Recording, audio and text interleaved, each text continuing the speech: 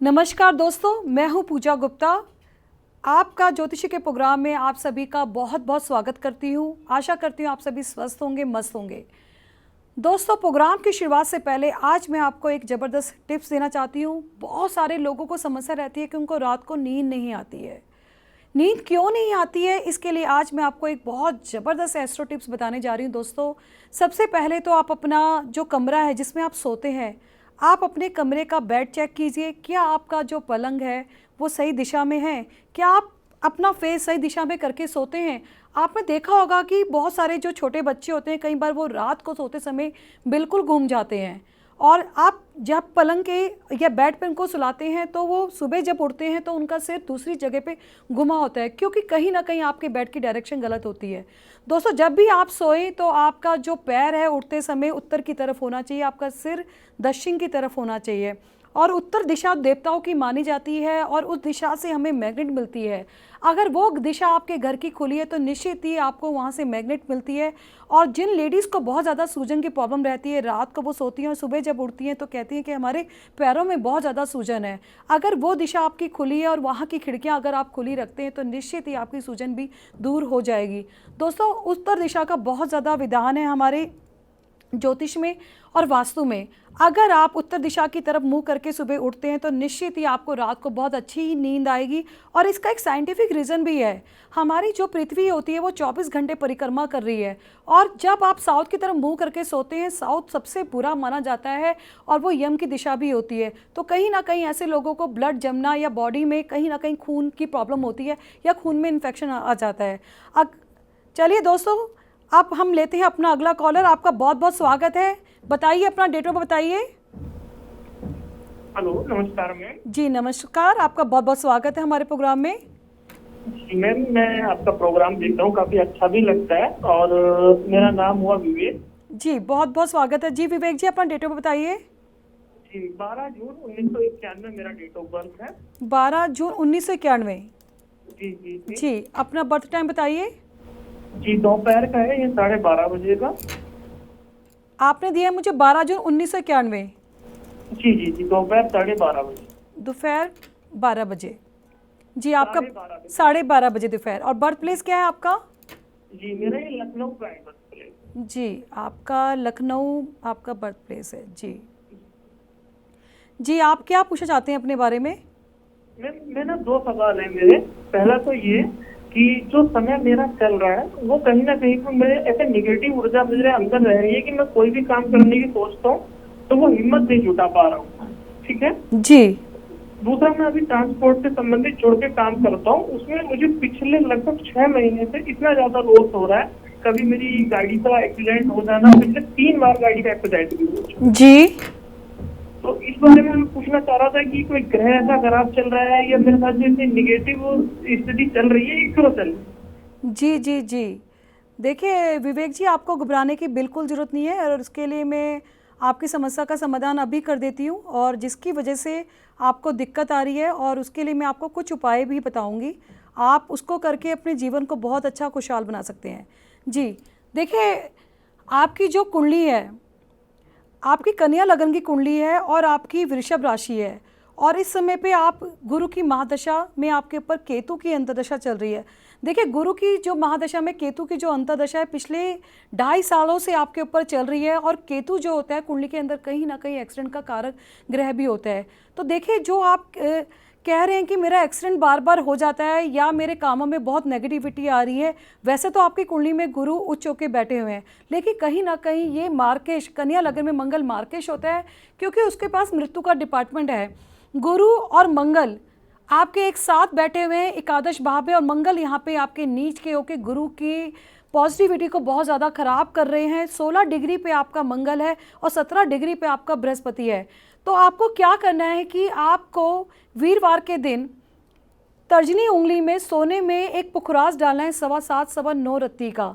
इसको पहनने से आपका चतुर्थ भाव मजबूत हो जाएगा, क्योंकि चतुर्थ भाव में आपके नीच के राहु भी बैठे हुए हैं। धनु राशि में राहु नीच के माने जाते हैं। और आपको हर मंगलवार के दिन हनुमान जी को बूंदी वाला प्रसाद चढ़ाना है, और महीने में एक बार आप हनुमान जी को लाल रंग का चोला भी जरूर पहनाइए, क्योंकि एक्सीडेंट का जो कारक ग्रह है कहीं ना कहीं कुंडली में केतु और मंगल होते हैं।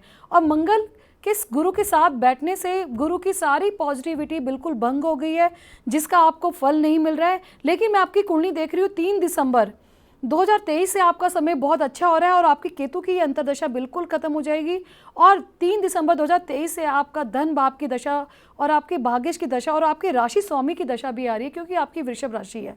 और जो आपके वीनस हैं, जो शुक्र हैं, आपके एकादश भाव में लाभ सामने बैठे हुए हैं। तो आपको क्या करना है, एक पन्ना नग भी पहनना है। आपको बुधवार के दिन 7:15 रत्ती का चांदी में कनिष्का उंगली में एक पन्ना पहना है। इससे आपका बिजनेस, आपकी हेल्थ, आपका लगन भाव बहुत मजबूत हो जाएगा। और आपको मंगल से संबंधित जो मैंने आपको हनुमान जी के उपाय बताए हैं वो आप जरूर पहनिए।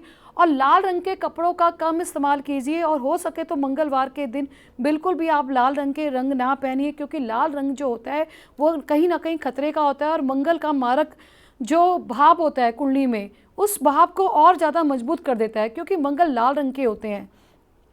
तो दोस्तों, अगर आप ये उपाय जो ये अपनी कुंडली से करते हैं तो निश्चित इनको लाभ मिलेगा। अगर आपकी भी कोई समस्या है या अपने बारे में पूछना चाहते हैं, आपके विवाह से संबंधी कोई दिक्कत है, आपके बिजनेस से संबंधी कोई दिक्कत है, या आपके कारोबार में कोई दिक्कत आ रही है, तो आप मुझे अपना डेट ऑफ बर्थ टाइम और बर्थ प्लेस देके अपने बारे में समस्या को जान सकते हैं, अपने भविष्य के बारे में पूछ सकते हैं। और मैं पूजा गुप्ता आपके सभी प्रश्नों का उत्तर जरूर दूंगी, और साथ ही आपको टिप्स जरूर दूंगी, जिसको करके आप अपने जीवन की किस्मत के तालों को खोल सकते हैं।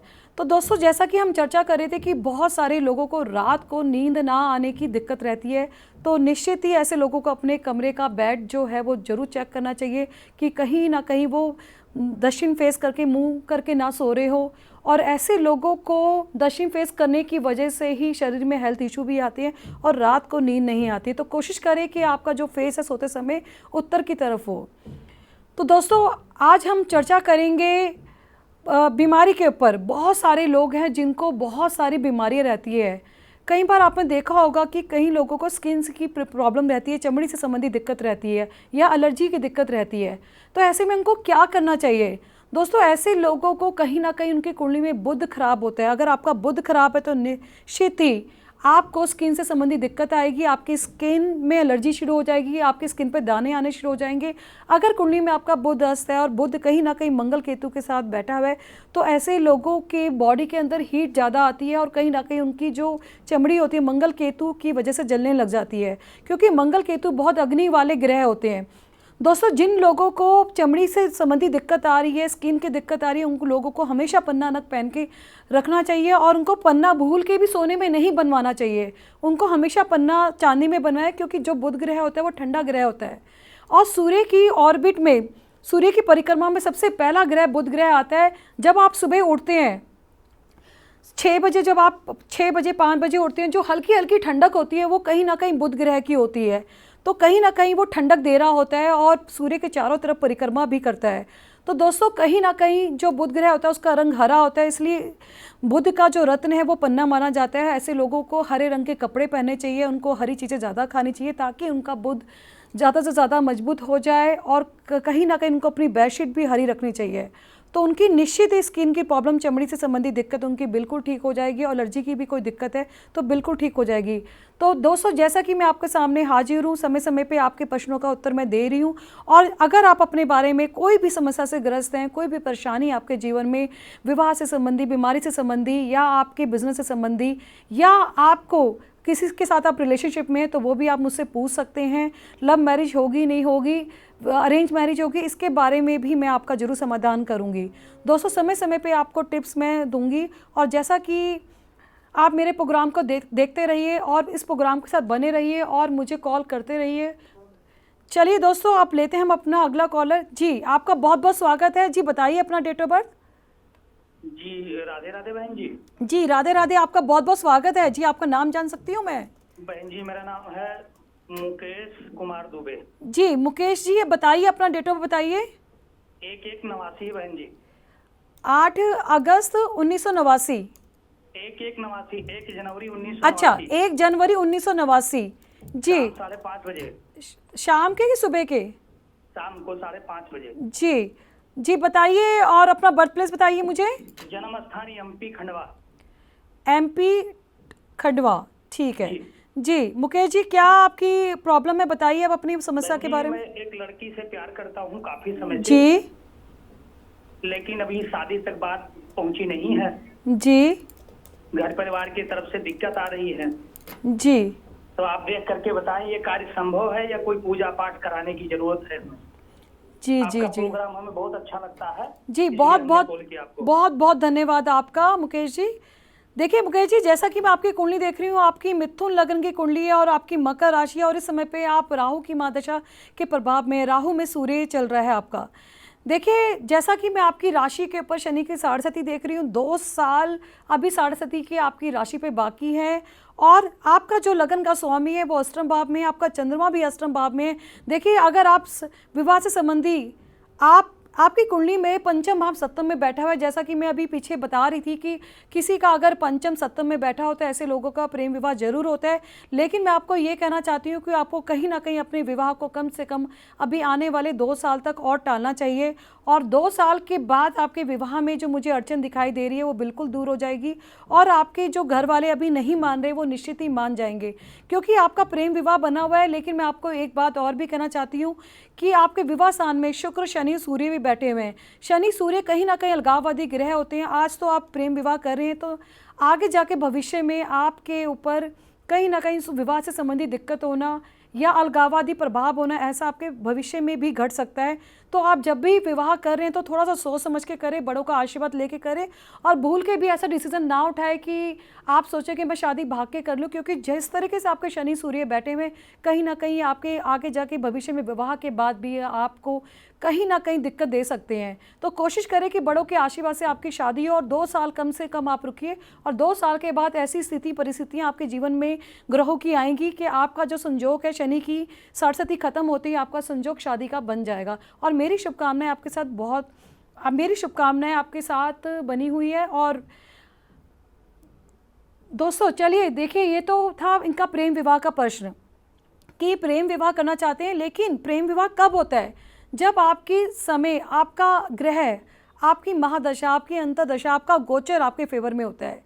देखिए इस समय पे जैसा कि मैं इनकी कुंडली देख रही थी, राहु की महादशा थी और सूर्य की अंतर्दशा थी, और शनि की साढ़े का भी प्रभाव है, और सप्तम भाव पे इनके सूर्य शनि भी बैठे हुए हैं। तो जैसे ही ये विवाह करेंगे कुछ समय बाद तलाक की स्थिति भी आ सकती है, तो इनको बहुत सोच समझ के विवाह करना चाहिए, और इनको कहीं ना कहीं शुक्र का नग, डायमंड या जरकन इनको धारण करना चाहिए।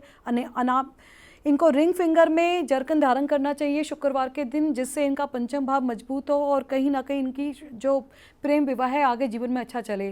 तो दोस्तों अगर आप भी अपने बारे में पूछना चाहते हैं, विवाह से संबंधी, प्रेम विवाह से संबंधी, या अरेंज मैरिज करना चाहते हैं, या आप किसी भी रिलेशनशिप में हैं, या आपके परिवार वाले नहीं मान रहे हैं, और वो समय कब आएगा जब आपके परिवार वाले मान जाए और आपका जो समय है वो कहीं ना कहीं आपके फेवर में हो जाए, कि कुछ थोड़े से उपाय के बाद सारी चीज़ें ठीक हो जाएं आपके जीवन में, तो उसके लिए आप मुझे से प्रश्न कर सकते हैं। तो दोस्तों चलिए अब लेते हैं हम अपना अगला कॉलर। जी आपका बहुत बहुत स्वागत है, बताइए। राधे राधे। राधे राधे जी, आपका नाम जान सकती हूँ मैं? मेरा नाम सचिन कुमार है। जी सचिन जी, आपका बहुत बहुत स्वागत है हमारे प्रोग्राम में, बताइए क्या जानना चाहते हैं? जी अपना डेट बताइए मुझे।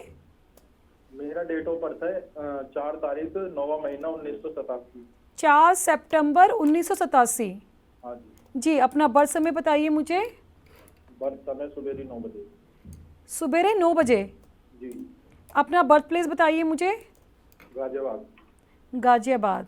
जी क्या पूछना चाहते हैं आप सचिन जी? मैं पिछले 1 साल से बहुत परेशान चल रहा हूँ। मेरा कोई भी काम नहीं बनता, जिस भी काम में हाथ डालता हूँ बड़ा वो बेकार हो जाता है। जी जी जी जी देखिए सचिन जी, जैसे कि मैं आपकी कुंडली देख रही हूँ, आपकी कन्या लगन की कुंडली है और आपकी धनु राशि है। ये तो बहुत अच्छी बात हो गई कि आपकी साढ़े के प्रभाव से आप 17 जनवरी 2023 को आप शनि के साढ़े के प्रभाव से मुक्त हो गए हैं। लेकिन इस समय पे आपकी कुंडली में राहु की महादशा बनी हुई है, और राहु आपके सप्तम भाव पे मीन राशि में नीच के होके बैठे हुए हैं, और कहीं ना कहीं समय पे राहु में शुक्र चलने की वजह से आप बहुत ज़्यादा परेशान हैं, और शुक्र आपके 12वें घर में शत्रु राशि में सिंह राशि में बैठे हुए हैं। तो इसके लिए आपको ज़्यादा परेशानी की ज़रूरत नहीं है, क्योंकि आगे आने वाला जो समय है वो आपका मैं बहुत अच्छा भी देख रही हूँ। तो आपको थोड़ा सा राहु के उपाय करने हैं। आपको एक तो नीले कपड़े बिल्कुल नहीं पहनने हैं, और आपको आज मैं एक उपाय बता रही हूँ राहु का। आपको क्या करना है, शनिवार के दिन आपको 1.25 मीटर नीला रंग का कपड़ा लेके आना है। सूती कपड़ा लेना है और उसमें आपको एक नारियल रखना है, और वो नारियल ऐसा होना चाहिए जो कि छिला हुआ हो और उसके पीछे उसकी थोड़ी पूंछ हो। ज्योतिष में नारियल को राहु माना जाता है क्योंकि नारियल के ऊपर 2 आंखें बनी होती है, और जो राहु होता है वो कहीं ना कहीं इंसान का चेहरा होता है। आपने सुना होगा कि भगवान विष्णु ने समुद्र मंथन के समय पे राहु का सिर काटा था। राहु सिर बन गए, केतु धड़ बन गए। तो कहीं ना कहीं नारियल को ज्योतिष के अंदर राहु माना जाता है। आपको नीले रंग के कपड़े पे आपको नारियल रखना है छिला हुआ जिसकी पूंछ हो, और उसमें आपको कपूर रखना है, और वो कपूर की जो टिक्की है वो बड़ी हो, 3, 5 या 7 या 9 विषम संख्या में रखना है। उस पर आप गीट लगा दीजिए, और शाम को सूर्यास्त होने से पहले 15 मिनट पहले आपको ओम राम राहवे नमः, ओम राम राहवे नमः इस मंत्र का उच्चारण करते हुए 41 बार या 108 बार करके आपको वो घुमाना है, सर से क्लॉकवाइज घुमाना है, और उसके बाद वो कपड़ा खोलना है। उसके बाद आप उस कपूर को और उस नीले रंग के कपड़ों को किसी मिट्टी के बर्तन में जला दीजिए, और पूरा जलने के बाद आप उसको डस्टबिन में फेंक दीजिए, और जो नारियल है जिसको आपने उतारा किया है वो किसी नहर में प्रवाह कर दीजिए, और शनिवार के दिन ही करना है ये, या आप किसी पीपल के पेड़ पे भी उस नारियल को रख सकते हैं। आप देखेंगे कि जब आप इसको 11 या 21 शनिवार करेंगे तो निश्चित ही जो आपको दिक्कत आ रही है आपके बिजनेस में, करियर में, हेल्थ में, वो सारी प्रॉब्लम आपकी बिल्कुल ठीक होने लग जाएगी। तो आपको एक पन्ना नग भी पहनना चाहिए। जैसा कि मैं आपका बुध देख रही हूँ, बृहद पुरुष नाम का राजयोग बना के आपके लगन में आपका बुध बहुत अच्छा राजयोग बना के 0 डिग्री में बैठे हुए हैं। थोड़ा सा आपको अपने बुध को मजबूत करना है। आपको कनिष्का उंगली में बुधवार के दिन सूरज निकलने के 1 घंटे के भीतर भीतर 7:15 7:09 रत्ती का आपको पन्ना पहनना है, क्योंकि आपका जो बुध है वो केतु राहु के प्रभाव में लगन में पीड़ित होकर बैठा हुआ है। तो आपका बुध ग्रह मजबूत होने से आपकी बिजनेस की स्थिति बहुत अच्छी हो जाएगी, आपकी हेल्थ बहुत अच्छी हो जाएगी। तो दोस्तों ये था इनके लिए एक बहुत ज़बरदस्त उपाय।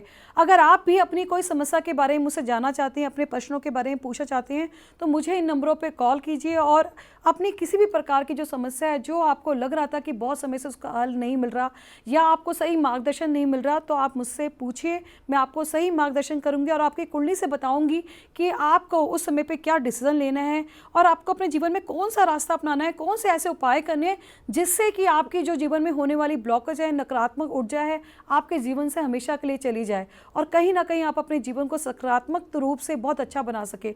तो दोस्तों अब लेते हैं हम अपना अगला कॉलर। जी बताइए, आपका बहुत बहुत स्वागत है। जी बताइए, अपना नाम बताइए। अपना बहन जी। जी जय माता दी।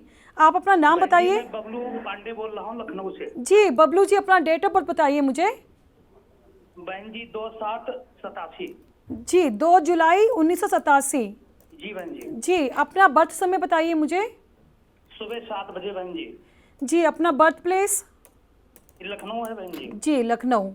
जी क्या जानना चाहते हैं आप अपने बारे में? बहन जी सेहत अच्छी नहीं रहती है जी।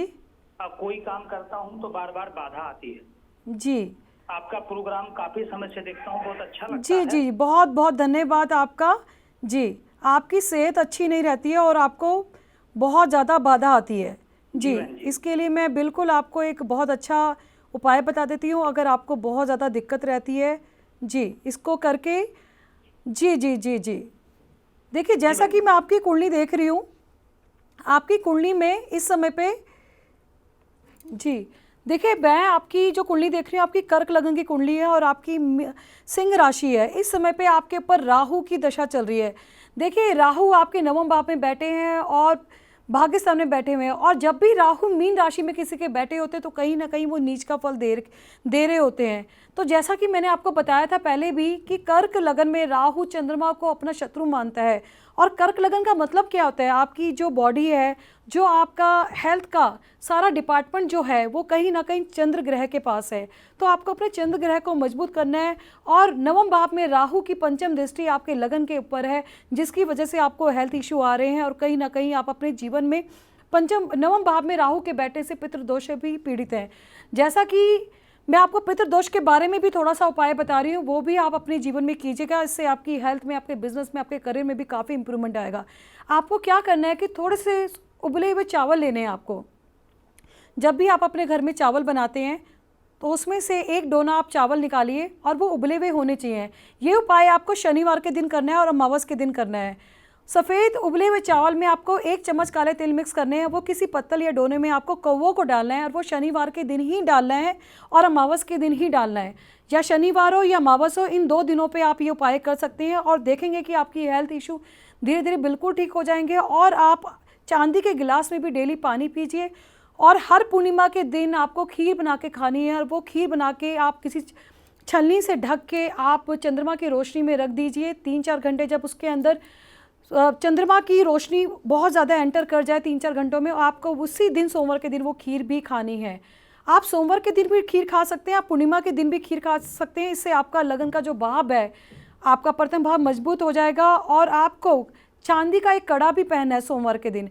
आपको 41 ग्राम का कड़ा सोमवार के दिन सीधे हाथ में आपको पहनना है और सूरज निकलने के 1 घंटे के भीतर भीतर पहनना है। और इस उपाय को करने के बाद आप देखेंगे कि आपकी हेल्थ बिल्कुल ठीक हो जाएगी।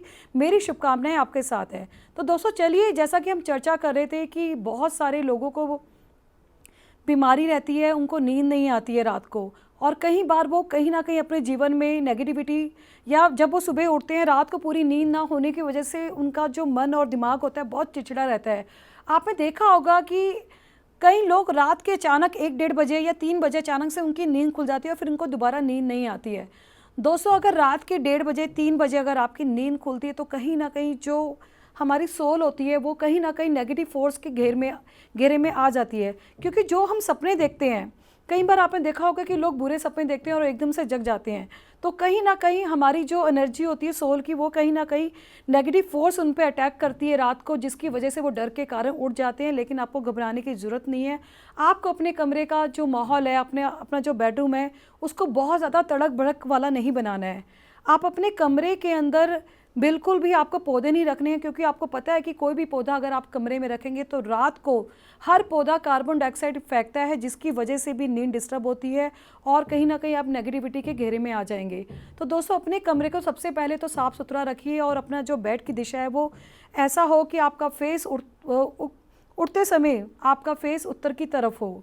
तो दोस्तों, अपने कमरे में आपको सबसे पहले तो बिल्कुल बेड के सामने शीशा भी नहीं रखना है। जो शीशा होता है, आप जानते हैं शीशा कितनी ज़्यादा नेगेटिविटी को बाहर फेंकता है और पॉजिटिविटी को अपने अंदर खींच लेता है। तो अगर आपके बेडरूम में शीशा है तो उसको कहीं ना कहीं आप मोटे कपड़े से ढक के रखिए रात को सोते समय।